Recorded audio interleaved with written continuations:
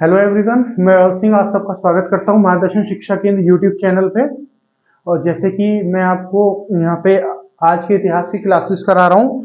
ये क्लासेस हमने 1 जनवरी से शुरू करी थी, तो ऑलरेडी जो 8 तारीख तक की क्लासेस हम अपडेट कर चुके हैं।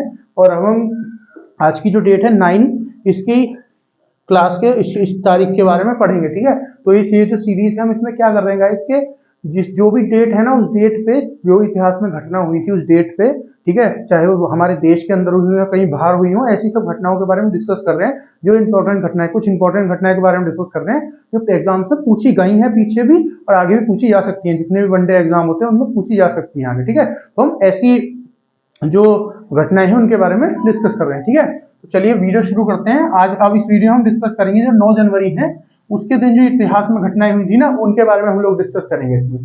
तो पहले हम डिस्कस करेंगे कुछ जो हमारे देश के अंदर घटनाएं हुई थी। ठीक है, तो देश की महत्वपूर्ण घटनाएं क्या क्या थी 9 जनवरी को।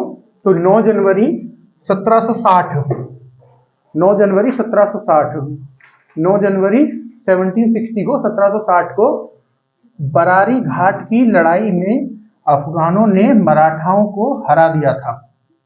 ठीक है, तो ये एक लड़ाई हुई थी बरारी घाट पे। ठीक है, ये एक नहर थी, ठीक है, ऊपर नॉर्थ में, उसके पास में ये घाट है, वहां पे लड़ाई हुई थी। ये जहाजों का घाट इसको बोला जाता था, यहाँ पे बहुत सारे जहाज हुआ करते थे। ठीक है, तो ये जो है लड़ाई हुई थी, इसमें जो है अफगानियों ने उसको मराठाओं को हरा दिया था। ठीक है, तो जो अफगानी यहाँ पे वो था, जो उनका राजा था उस टाइम पे, जो लड़ने के लिए आया था, जो इनका नेतृत्व कर रहा था अफगानियों का, वो था अहमद शाह दुर्रानी। अहमद शाह दुर्रानी। तो अहमद शाह दुर्रानी जो था वो जो है आपका अफगानों की जो सेना थी उसका नेतृत्व कर रहा था। तो क्या हुआ था, ये जो अफगान थे ये भारत में आए थे। इन्होंने जो इस टाइम पे पाकिस्तान हुआ करता है वो वाला जो हिस्सा होता है, वो सारे जो वहां के राजा थे उनको हरा के और ये भारत में आए थे। क्यों आए थे भारत में? ये भारत को लूटने आए थे। इनका ऐसा कोई मोटिव नहीं था, ऐसा कोई इनका वो नहीं था कि इनको यहाँ वो राजाओं को हरा के उनकी जमीन को कब्जाना है, उनके राज्य को कब्जाना है। इनका खाली क्या था मोटिव कि आना है, उनको हरा के, और जो भी उनके यहाँ पे ज्वेलरी पैसे वगैरह जो भी है सबको लूट के और अपने यहाँ वापस ले जाना है। ठीक है, तो जो ये अहमद शाह दुर्रानी है, इसको ये पता था कि जो मराठा हैं उनको हराना आसान नहीं होगा। मराठा एक बहुत बड़ा एम्पायर था उस टाइम पे, ठीक है ना, और मराठा को हराना आसान नहीं होगा क्योंकि मराठा बहुत ही वीर योद्धा होते हैं। ठीक है, इनको इनकी आर्मी फोर्स को पता था, ये जो अहमद शाह दुर्रानी इनको पता था। ठीक है, तो इन्होंने क्या प्लान बनाया कि पहले हम मराठाओं को हराएंगे। ठीक है, मराठा को हराने के बाद फिर हमारे लिए दिल्ली का रास्ता साफ हो जाएगा। ठीक है ना, क्योंकि पहले मराठा आएगा उसके बाद दिल्ली आएगी, और हम मराठा से हार गए तो फिर आगे कैसे जाएंगे। तो इन्होंने क्या प्लान बनाया कि मराठा की कुछ मतलब सेना जो थी वो अपने जो मराठा जो कैपिटल हुआ करती थी वहां पे जा रही थी। ठीक है, जो राजधानी हुआ करती थी रास्ते में थी, तो वहां पे जो इनका नेतृत्व कर रहे थे जो सेना थी उनका नाम था दत्ताजी शिंदे। दत्ताजी शिंदे थे। ठीक है, जो ये मराठा सेना थी जो इसका नेतृत्व कर रहे थे। तो इन्होंने क्या किया, जो आपके ये थे अफगानी थे, ये एक नदी के बराबर में, एक नहर के बराबर में बहुत सारी झाड़ियां थी, क्योंकि उस टाइम पे आज की तरह तो होता नहीं था सब कुछ था, जंगल ही रहते थे सब जगह। तो उसके नहर के सहारे मतलब उसके साइड में जो ये आपका बरारी घाट था, इसके पास में जो बड़े बड़े झूड़ थे, पेड़ थे, ये सेना उनकी वहां छुप गई, अफगानों की सेना। ठीक है, और जब जैसे ही ये मराठा की सेना जो दादाजी शिंदे द्वारा जिसका नेतृत्व हो रहा था ये आई, इन्होंने उस पर हमला कर दिया, जो मराठा की सेना उस पर। ठीक है, और इस हमले में क्या हुआ, ये जो दादाजी शिंदे थे इनकी मृत्यु हो गई। ठीक है, और जब इनकी मृत्यु हो गई, जब जो उसका नेतृत्व कर रहा होता है सेना का, उसकी मृत्यु होता है, फिर सेना जो है वो भागती है वहां से। ठीक है, या हमेशा आपने देखा होगा कि सेना जो है वहां से चली जाती है, मतलब भागती है या बचने की कोशिश करती है। ठीक है, क्योंकि जो उनको नेतृत्व उनका कर रहा होता है वो नहीं बचता है। ठीक है, तो जब दादाजी शिंदे की मृत्यु हो गई, ठीक है, तो यहाँ पे जो सेना थी वो पूरी तितर-बितर हो गई मराठाओं की। ठीक है, तो यहाँ पे इसलिए बोला गया है कि अफगानों ने जो है वो मराठाओं को हरा दिया, हराया धोखे से था, ठीक है, लेकिन हरा दिया, है ना। जो दादाजी शिंदे थे इनको मार के हरा दिया, इनको मार के हरा दिया। ठीक है ना, उसके बाद जो ये अहमद शाह दुर्रानी की जो अफगानी सेना थी ये दिल्ली में घुस गई। और दिल्ली में उस टाइम पे राजा कौन हुआ करते थे? दिल्ली में उस टाइम पे राजा हुआ करते थे शाह जहां। वो वाले शाहजहां नहीं, ताजमहल वाले नहीं, शाहजहां तृतीय हुआ करते थे उस टाइम पे। ठीक है, ये तीसरे शाहजहां थे जिनका नाम शाहजहां था। शाहजहां तृतीय हुआ करते थे उस टाइम पे, ये वो वाले शाहजहां नहीं है, वो जो आपके ताजमहल वाले, ये दूसरे शाहजहां हैं। तो उस टाइम पे शाहजहां जो है ये राजा हुआ करते थे मुगल साम्राज्य का। जो मुगल साम्राज्य था उस टाइम पे बहुत ज्यादा ताकतवर नहीं था, ठीक है ना। जो भी राजा हुआ होता था वो बहुत ज्यादा ताकतवर नहीं होता था, इसलिए सेना भी ताकतवर नहीं थी। तो ये जो ये अफगानी जो अहमद शाह दुर्रानी की जो फोर्स थी, जो इनकी आर्मी थी, जो इनकी सेना थी, वो दिल्ली में घुस गई। इन्होंने जाके शाहजहां जो है तृतीय जो है, शाहजहां तृतीय, इनकी सेना को हरा दिया, मतलब मुगलों को पूरी तरह हरा दिया। और जो भी यहाँ पे सामान लूट सकते थे वो सब सामान लूटा, जो भी लूट सकते थे ज्यादा से ज्यादा, ठीक है। और फिर इनको मार के ये जो शाहजहां सेकंड थे, और इनकी जगह पे नए राजा इन्होंने बना दिए। नए राजा का नाम क्या था? शाह आलम, शाह आलम द्वितीय। शाह आलम द्वितीय को यहाँ का राजा बना दिया इन्होंने, फिर कहाँ का? मुगल साम्राज्य का, ठीक है। और जो शाहजहां तृतीय थे, इनको हरा के इनको मार दिया, ठीक है। और जो भी यहाँ पे जो भी सेना, जो इनका सोना था, जो भी पैसे थे, जो भी कुछ था, कॉइन वगैरह जो भी कुछ था, वो जो जरूरी चीजें थी, उनको चुरा के, मतलब उनको चुरा के या उनको लूट के वापस अपने अफगानिस्तान चले गए, है ना। ये अफगानी सेना थी, तो अपने अफगानिस्तान जो इनका जहां राज्य था वहां पे चले गए, ठीक है।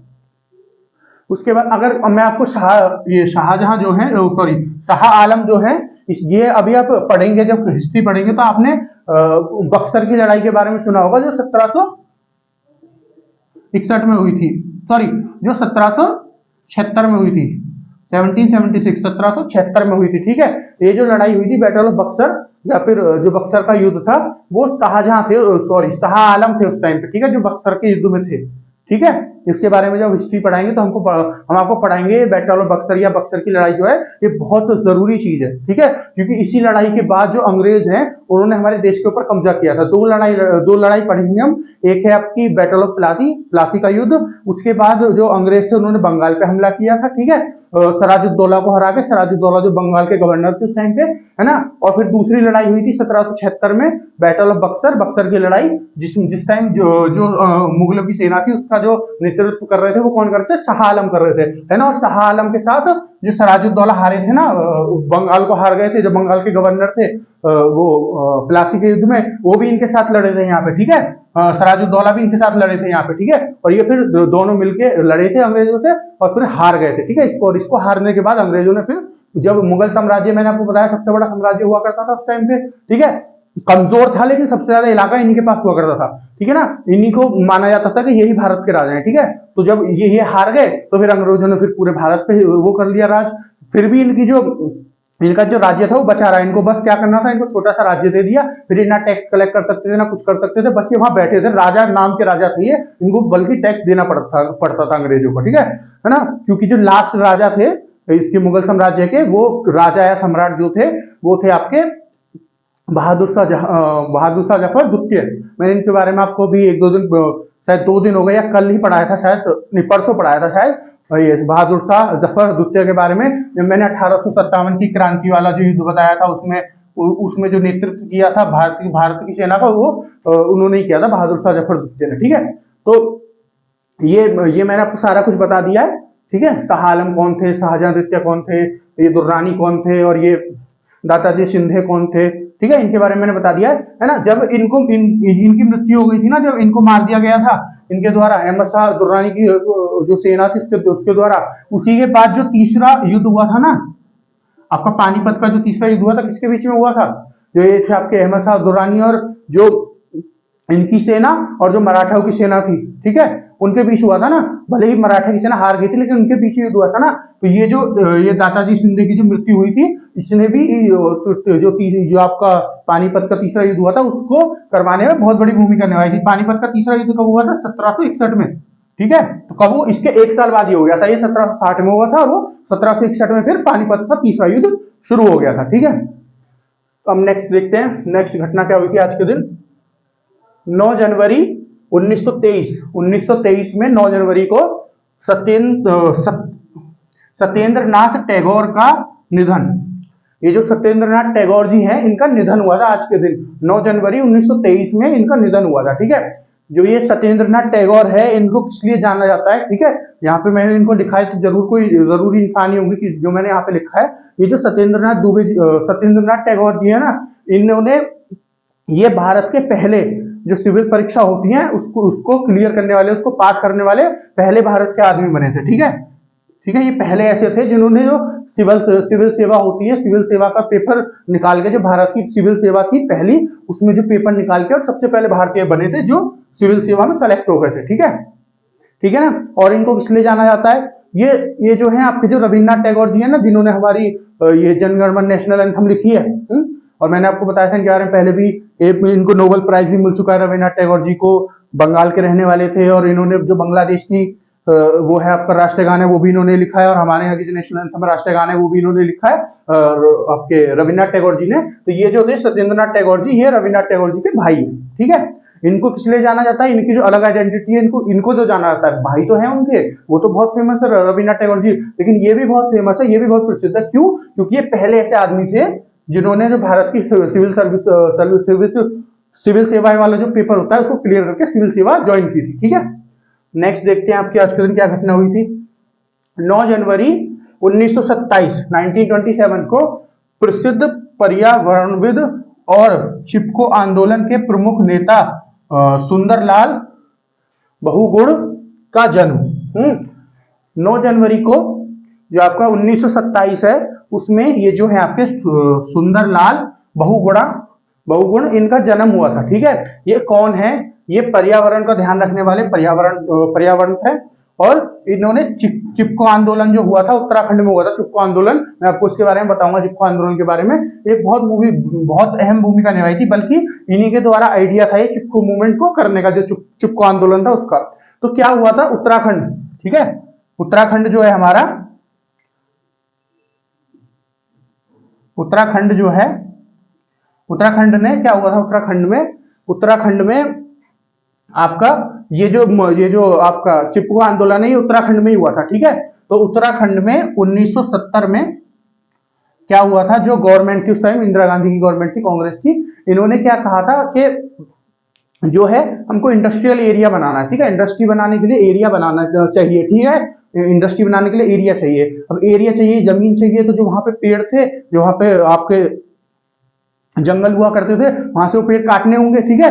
अब तो क्या हुआ, जब सरकार के लोग वहां पे पहुंचे पेड़ कटवाने के लिए, तो जो वहां के लोकल आदमी थे, जो वहां के रहने वाले आसपास के गांव के आदमी थे, आसपास जितने भी लोकल आदमी रहते थे, उन्होंने मना किया कि नहीं, हम अपने पेड़ों को नहीं कटने देंगे, ठीक है। जब सरकार नहीं मानी तो इनके जो आइडिया, मैंने आपको बताया चिपको आंदोलन का आइडिया था। चिपको आंदोलन में क्या था कि जो लोग थे वो पेड़ों को ऐसे उनसे गले लग के खड़े हो गए, ऐसे मान लीजिए पेड़ों से ऐसे लग के खड़े हो गए, ठीक है ना। उससे क्या हुआ, फिर उन्होंने बोला कि अगर आपको पेड़ काटने हैं तो पहले हमको काटना होगा, है, और ऐसा तो गवर्नमेंट कर नहीं सकती। तो इस तरह से इन्होंने पेड़ों को बचाने के लिए इस आंदोलन को चलाया था, चिपको आंदोलन। कब हुआ था ये? 1970 में आंदोलन हुआ था, चिपको आंदोलन, ठीक है। उसके बाद फिर इनकी जो इंदिरा गांधी हमारे देश की प्रधानमंत्री है, उनसे भी मुलाकात हुई थी, ठीक है। और जब उनसे मुलाकात इनकी हुई, इन्होंने उनको समझाया इंदिरा गांधी जी को, तो इंदिरा गांधी ने फिर उसके बाद अपना 15 साल तक के लिए बैन भी लगा दिया था पेड़ काटने पे, ठीक है। कोई भी पेड़ नहीं काटा जाएगा सरकार के द्वारा अगले 15 साल तक, ठीक है ना, इनके कहने पे, जो आपके सुंदरलाल बहुगुण है, ठीक है। और जब ये 1970 वाला ये जो हुआ था ना चिपको आंदोलन, उसके बाद फिर उन्होंने पर्यावरण में और काम करने के लिए जो भी हमारा पूरे हिमालय वाला रीजन है, जहां पे उत्तराखंड भी हिमालय वाले रीजन में आता है, बहुत सारे हिमालय पड़ते हैं, हिमाचल वाला रीजन है, ठीक है, हिमाचल प्रदेश जो है, यहाँ पे इन्होंने पूरी एक यात्रा निकाली, ठीक है। ये नंगे पैर, मतलब नंगे पैर नहीं, सॉरी, जो पैदल चले थे पूरे में, ठीक है, सारे में जो हिमालय वाले जितनी भी जगह है वहां पे सब पे घूमे थे, गांव गांव में घूम के इन्होंने, ठीक है, ये पूरे गांव गांव में घूम के इन्होंने लोगों को इकट्ठा किया, उनको बताया कि पर्यावरण किस लिए जरूरी है, पेड़ों को क्यों नहीं कटना चाहिए, ठीक है। ये सब उनको इन्होंने फायदे बताए। तो 1981 से लेके 83 तक, है ना, 1981 से लेके 1983 तक इन्होंने ये पूरी यात्रा की, सब जगह घूमे और लोगों को इकट्ठा किया अलग अलग गाँव में जाके, ठीक है। और इन्होंने क्या काम किए हैं, और इन्होंने क्या किया था, जो तहरी डैम बनना था, तहरी डैम कहाँ है, भागीरथी नदी पे, ठीक है। तो जब ये बन रहा था उस टाइम पे जो जो टहरी डैम था, जो टहरी बांध है, उसकी वजह से जो आसपास के सारे खेत थे उनको बहुत नुकसान हो रहा था, जो पानी के अंदर जानवर रहते हैं उनको बहुत नुकसान हो रहा था, आसपास के लोगों को बहुत नुकसान हो रहा था। ठीक है, तो इन्होंने उसके खिलाफ भी अपनी आवाज उठाई थी। ठीक है, टहरी डैम के खिलाफ। ठीक है, जो टहरी डैम 1980 में इन्होंने उसके खिलाफ आंदोलन किया था।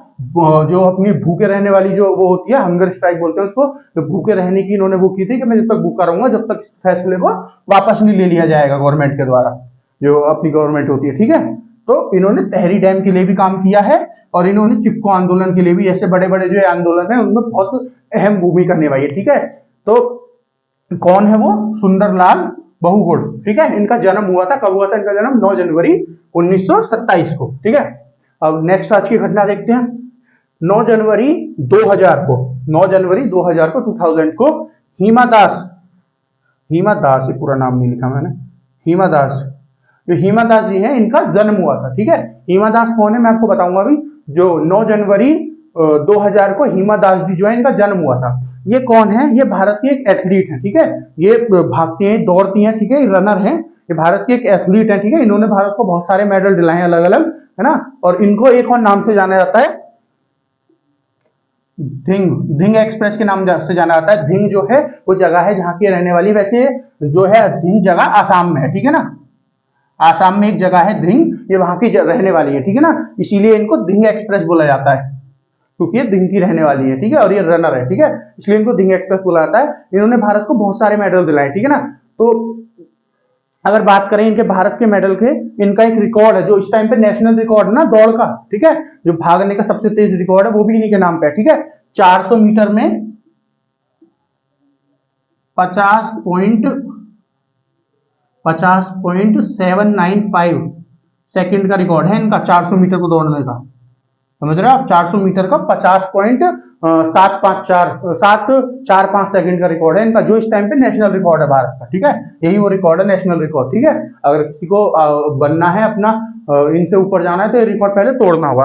और मैं इनके बारे में आपको बताऊं, ये पहली ऐसी इंडियन थी, ऐसी पहली भारतीय थी जिन्होंने ट्रैक वाले, उसमें ट्रैक वाला, ये दौड़ने वाला, ये जो होते हैं इनको ट्रैक एंड फील्ड बोलते हैं। ठीक है, इनको ट्रैक एंड फील्ड स्पोर्ट बोलते हैं। जैसे दौड़ने का हुआ, भाला फेंकने का हुआ, जो नीरज चोपड़ा जी जीते थे जिसमें। ठीक है, ओलंपिक में आपके जो ये आपके जापान वाले ओलंपिक हुए थे। ठीक है, इन ये सब जो होते हैं, लॉन्ग जंप हो गया, हाई जंप हो गया, ठीक है, गोला फेंक हो गया, ये सब जो होते हैं ये आपके ट्रैक एंड फील्ड में आते हैं। ठीक है ना, तो ट्रैक एंड फील्ड में गोल्ड मेडल जीतने वाली, ठीक है, ये पहली महिला बनी थी। ठीक है, और इन्होंने कहा जीता था ये गोल्ड मेडल? ये चैंपियनशिप हुई थी, अंडर 20 चैंपियनशिप होती है दुनिया की, अंडर 20 चैंपियनशिप होती है, उसमें इन्होंने ये जो गोल्ड मेडल है ये जीता था। ठीक है, और ये जो रिकॉर्ड है ना आपका 400 मीटर 50.745 सेकंड में, ये इन्होंने 2018 के एशियन गेम में बनाया था। जो एशिया के गेम होते हैं उसमें 2018 में इन्होंने ये रिकॉर्ड बनाया था। ठीक है ना, और ये जो है अपना, इन्होंने ये पहली ऐसी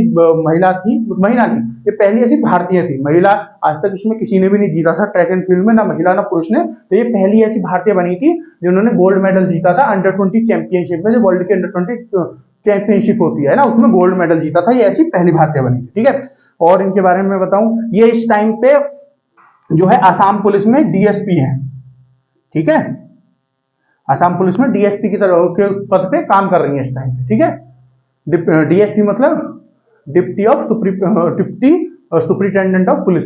ठीक है, ये इसकी पोस्ट पे काम कर रही है इस टाइम आसाम की जो पुलिस है उसमें। और हाँ, इनको 2018 में अर्जुन अवार्ड भी मिला हुआ है। अर्जुन अवार्ड क्या होता है? अर्जुन अवार्ड जो है वो खिलाड़ियों को दिया जाता है गवर्नमेंट के द्वारा, जो हमारी गवर्नमेंट होती है उसके द्वारा, जो सरकार होती है उसके द्वारा। ठीक है ना, जो खिलाड़ी होते हैं उनकी बहुत अच्छी परफॉर्मेंस, जो उनकी परफॉर्मेंस बहुत अच्छी जब रहती है उसके लिए अर्जुन अवार्ड दिया जाता है। तो दूसरा अवार्ड होता है द्रोणाचार्य अवार्ड, वो जो इनके कोच होते हैं उनकी अच्छी परफॉर्मेंस के लिए दिया जाता है द्रोणाचार्य अवार्ड। देखिए, अगर आप समझेंगे, जो महाभारत में अर्जुन थे, ठीक है, वो बहुत अच्छे शिक्षक थे।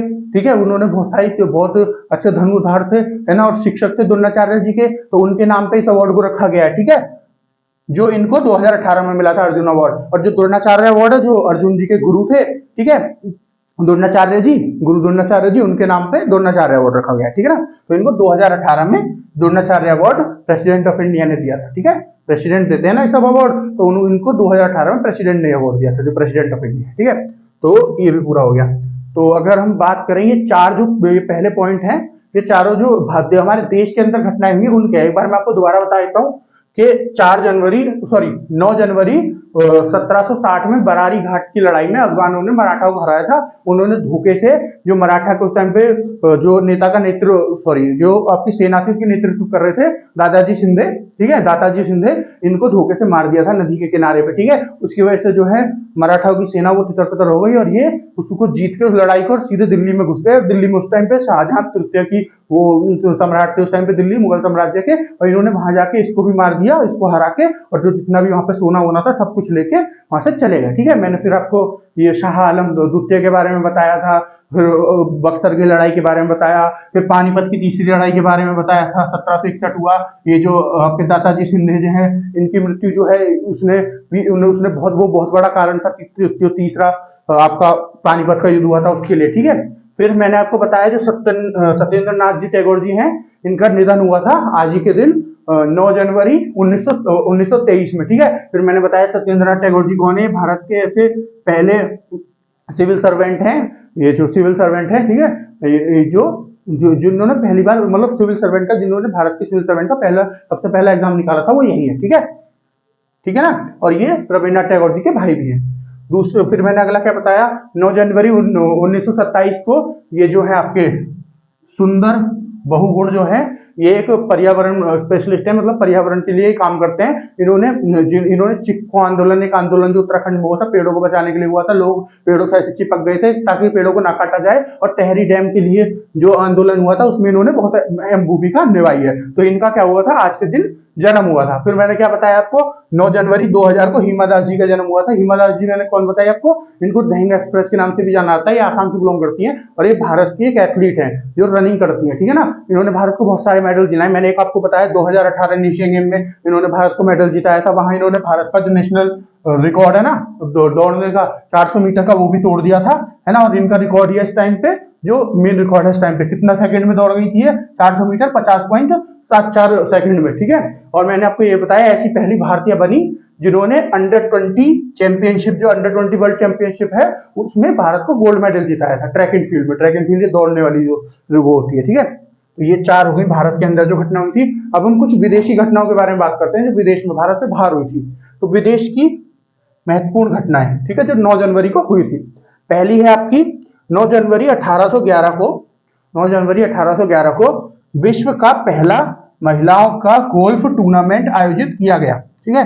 महिलाओं के लिए पहला, दुनिया का पहला महिलाओं के लिए गोल्फ टूर्नामेंट जो है उसको आयोजित किया गया। गोल्फ आप जानते हो खेलते हैं, बॉल होती है उसको स्टिक से मारते हैं आगे, मतलब डंडी जो होती है उससे मारते हैं बॉल को, और आगे होल में डालनी होती है, जो गड्ढा होता है उसमें डालनी होती है, गोल्फ होता है वो। तो उन महिलाओं के लिए पहली बार जो टूर्नामेंट आयोजित किया गया था, ठीक है, गोल्फ का, वो कब किया गया था, 9 जनवरी 1811 में, ठीक है। कहां पे किया गया था, स्कॉटलैंड में, ठीक है। स्कॉटलैंड एक कंट्री है, मैंने आपको कई बार बता दिया वैसे मैं एक बार आपको इस वीडियो में दोबारा बताऊंगा। स्कॉटलैंड कहां पे आता है, ये यूके के अंदर आता है, ठीक है। यूके की एक कंट्री है, ठीक है। यूके जो 4 कंट्री से मिलकर बना हुआ है आपका, स्कॉटलैंड, इंग्लैंड, वेल्स और नॉर्थ आयरलैंड, है ना। तो स्कॉटलैंड उसी में से एक है। जैसे मैं आपको यहाँ पे बता दूं, ये आपका यूके है, ठीक है। ये यूके 2 द्वीप हैं, इसके नीचे ये यूरोप है यहाँ पे, ठीक है। ये बीच में जो ये पानी वाली जगह है, ये पानी वाला समुद्र है, ये इसको बोलते हैं इंग्लिश चैनल, ठीक है। ये भी बहुत बार पेपर में पूछा जाता है, इंग्लिश चैनल कैसे, किसने पहले पार किया, किस महिला ने किया, किस भारतीय ने किया, ऐसे करके इसमें बहुत सारे प्रश्न आते हैं, ठीक है। और कहाँ पे है ये पूछ लिया तो मैंने आपको बता दिया, ठीक है। यूके के जो द्वीप है और जो यूरोप है उसके बीच में, ठीक है। तो ये जो है ये जो है आपका ऐसे 4 कंट्री में बटा हुआ है जो यूके है, ठीक है। ये जो ऊपर वाली कंट्री है ये है स्कॉटलैंड, ये जो इधर वाली है ये है आपकी इंग्लैंड, और ये इधर वाली आपकी वेल्स, और ये ऊपर ये जो है ऊपर वाली ये आपकी नॉर्दर्न आयरलैंड। ये जो नीचे वाला हिस्सा है ये यूके में नहीं आता, ये एक अलग कंट्री है आयरलैंड, ठीक है। तो यूके किस किस को बना के बनता है, इसको मिला के यूके बन जाता है, ठीक है। ये ऊपर वाली जो स्कॉटलैंड है यहाँ पे ये टूर्नामेंट जो है वो गोल्फ वाला ये आयोजित किया गया था। ये क्यों किया गया था आयोजित, कि जो उस टाइम पे वेल की रानी थी ना, ये रानी और राजा वाला सिस्टम होता है ना यूके में, ठीक है। इंग्लैंड की रानी थी जो विक्टोरिया, जिन्होंने हमारे पर राज किया था, जो उस टाइम पे ब्रिटेन जो था, जो अंग्रेज थे, उनकी रानी कौन थी जब अंग्रेज हमारे ऊपर राज कर रहे थे, विक्टोरिया, क्वीन विक्टोरिया, है ना। तो इसी तरह जो ये आपकी स्कॉटलैंड की रानी थी ना, स्कॉटलैंड की जो रानी थी उनको बहुत पसंद था गोल्फ, है ना, ठीक है। तो उन्होंने उस गेम को ज्यादा से ज्यादा महिला खेले, महिलाओं में बहुत ज्यादा प्रसिद्ध हो, उसके लिए इस टूर्नामेंट को आयोजित करवाया था, ठीक है। इस टूर्नामेंट में जो भी स्कॉटलैंड के मछुआरे होते हैं और छोटे छोटे लोग होते हैं जो काम करते हैं, उनकी जो बीवियां थी, उनकी जो घरवाली थी, वो यहाँ पे खेल सकती थी। और आसपास स्कॉटलैंड के जितने भी जगह हैं वहां से अगर कोई आना चाहता था, कोई महिला खेलना आना चाहती थी, वो भी खेल सकती थी इस टूर्नामेंट में, ठीक है। पर स्पेशली ये जो स्कॉटलैंड की जो महिलाएं थी उन्हीं के लिए आयोजित करवाया गया था, लेकिन आसपास कोई आना चाहती है, कोई पड़ोसी देश की, वो भी आ सकती थी, किसी को मना नहीं था, ठीक है। नेक्स्ट है आपका आज के दिन 9 जनवरी 1970 को क्या हुआ था। 9 जनवरी 1970 को सिंगापुर